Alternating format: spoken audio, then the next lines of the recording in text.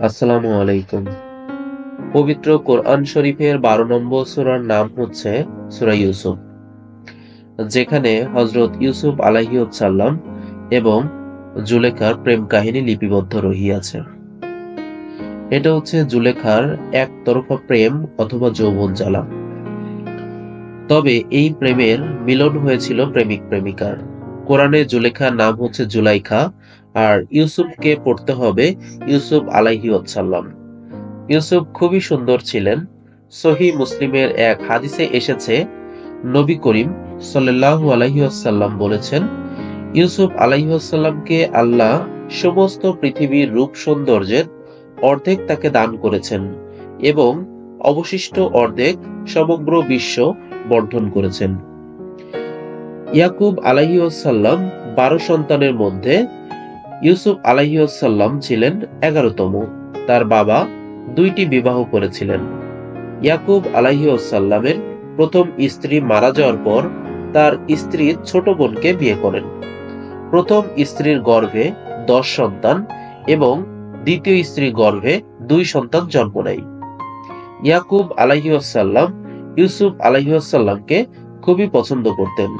এটি তার সৎ ১০ ভাই পছন্দ করতেন না। বড় ১০ জনকে বাড়ির কাজকর্ম করতে হতো। ইউসুফ আলাইহিসসালাম স্বপ্ন দেখেছিলেন চন্দ্র সূর্য তাকে সেজদা করছে। ফলে তার সৎ ভাইদের মনে হিংসা মাথাচাড়া দিয়ে উঠল। ফলে বড় ভাইদের কেউ তাকে হত্যা করতে চাইল, কেউ বা তাকে কূপে ফেলে হত্যা করতে চাইল। এ ব্যাপারে সূরা ইউসুফের ১১ নম্বর ও ১২ নম্বর আয়াতে উল্লেখ রয়েছে, তারা তাদের পিতা ইয়াকুব আলাইহিসসালামকে বলল, আমরা ইউসুফের হিতাকাঙ্ক্ষী, তাকে আমাদের সঙ্গে প্রমোদ ভ্রমণে পাঠিয়ে দিন।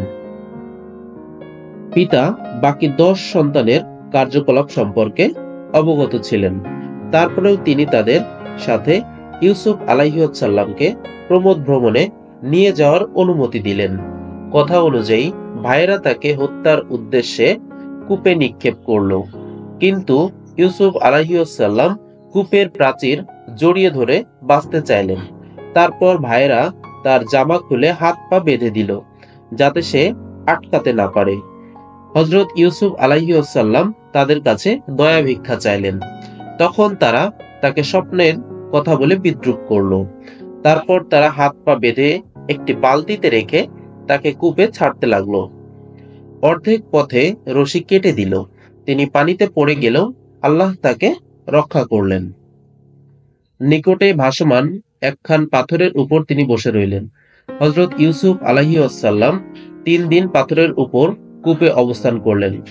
এক ভাই তাকে গোপনে বালতির সাহায্যে খাবার পৌঁছে দিতে লাগলো।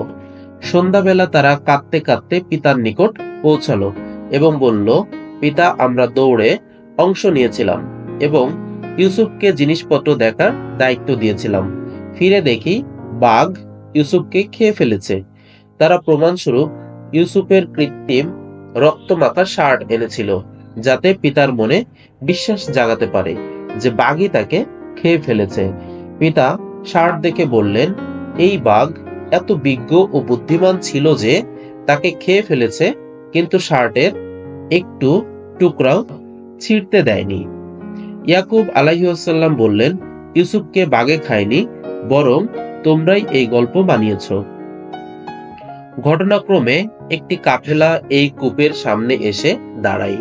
কাফেলার মালিক ইবনে দুবর এই কূপে পৌঁছলেন এবং বালতি নিক্ষেপ করলেন। ইউসুফ আলাইহিসসালাম আল্লাহর সাহায্য দেখে বালতির রশি শক্ত করে ধরলেন। পানির পরিবর্তে বালতিতে একটি সুন্দর বালক উঠে আসলো। সম্পূর্ণ অপ্রত্যাশিতভাবে বালতিতে পানির পরিবর্তে অপরূপ বালককে দেখে তারা আনন্দে চিৎকার করে উঠল। কাফেলার মালিক বিষয়টি গোপন করে ফেলল, এই ভেবে যে তারা তাকে পণ্য হিসাবে বিক্রি করতে পারবে।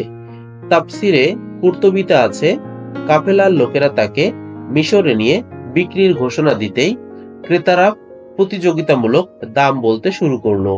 শেষ পর্যন্ত ইউসুফ আলাইহিসসালাম এর ওজনের সমপরিমাণ স্বর্ণ, মৃগনাভি এবং রেশমি বস্ত্র দাম সাব্যস্ত হলো।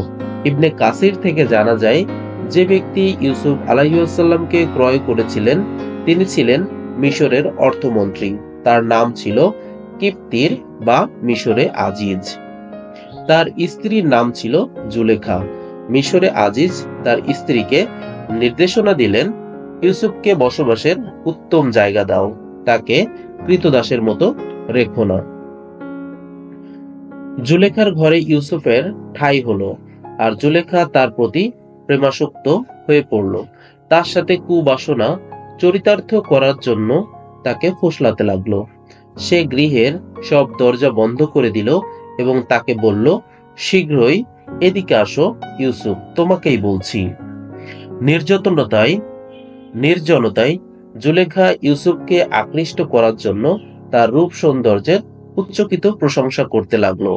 ইউসুফ, তোমার চুলগুলো কতই না সুন্দর। ইউসুফ নির্জন কক্ষ থেকে পলায়ন করতে উদ্যত হলেন এবং বাহিরে যাওয়ার জন্য দরজার দিকে দৌড় দিলেন।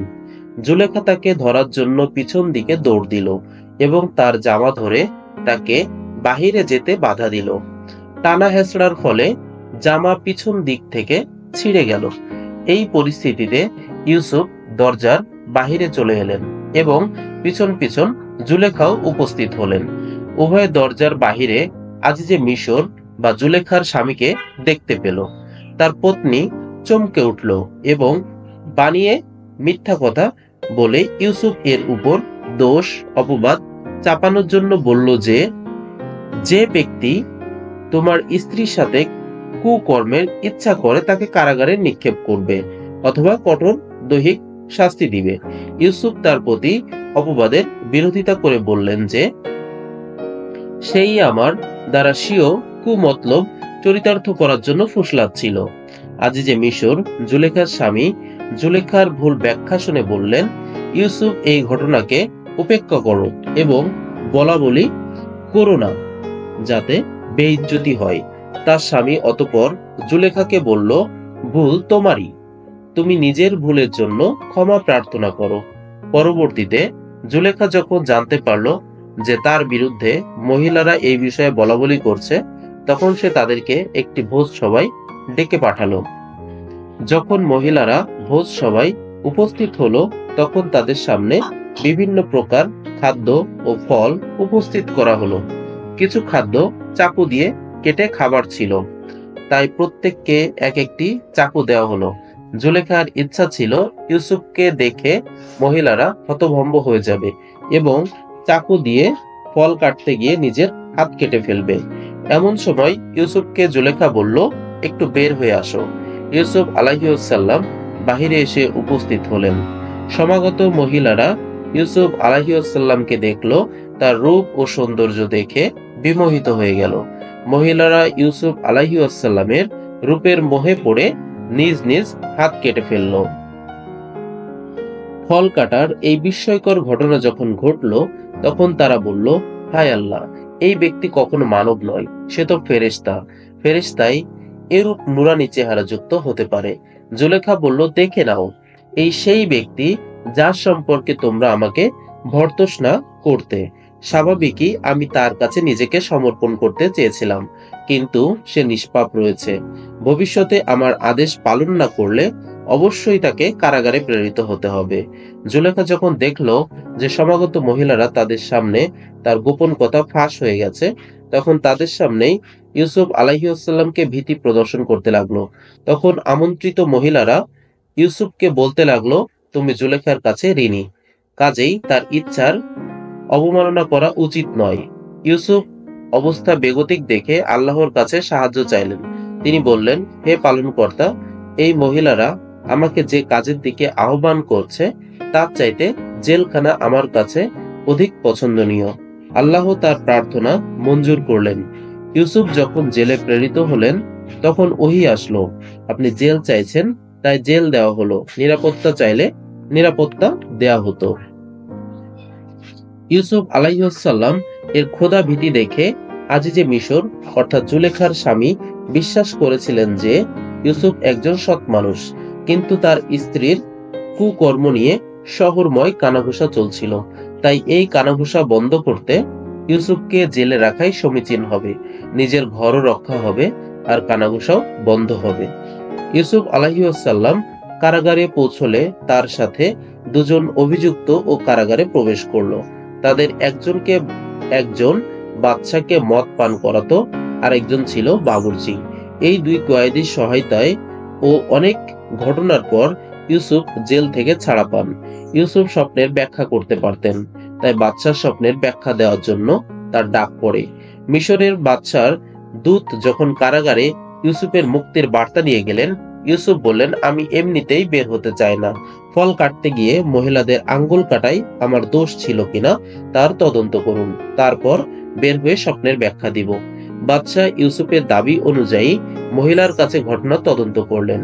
জুলেখাও অন্যান্য মহিলার দোষ স্বীকার করল। তখন বাদশাহ নির্দেশ দিলেন, ইউসুফকে আমার কাছে নিয়ে আসো, আমি তাকে উপদেষ্টা করে নেই। বাদশাহ তার কথা শুনে মুগ্ধ হয়ে 1 বছরের জন্য তার উপদেষ্টা বানালেন। 1 বছর পর তাকে মিশরের অর্থ মন্ত্রণালয় সহ রাষ্ট্রের সকল দায়িত্ব দিলেন। এই সময়েই জুলেখার স্বামী মৃত্যুবরণ করেন এবং বাদশার উদ্যোগে ইউসুফ আলাইহিসসালাম এর সাথে জুলেখার বিয়ে হয়ে যায়। তখন ইউসুফ আলাইহিসসালাম জুলেখাকে বলেন, তুমি যা চেয়েছিলে এটা কি তার চাইতে উত্তম নয়? জুলেখা দোষ স্বীকার করে ক্ষমা প্রার্থনা করেন। আল্লাহ তাআলা সম্মানে তাদের মনোবাঞ্ছা পূর্ণ করলেন। খুব আমোদ আহ্লাদে তাদের জীবন অতিবাহিত হয়। বর্ণনা অনুযায়ী তাদের 2 পুত্র সন্তানও জন্মগ্রহণ করেছিল। তাদের নাম ছিল ইফরাহিম ও মানসা।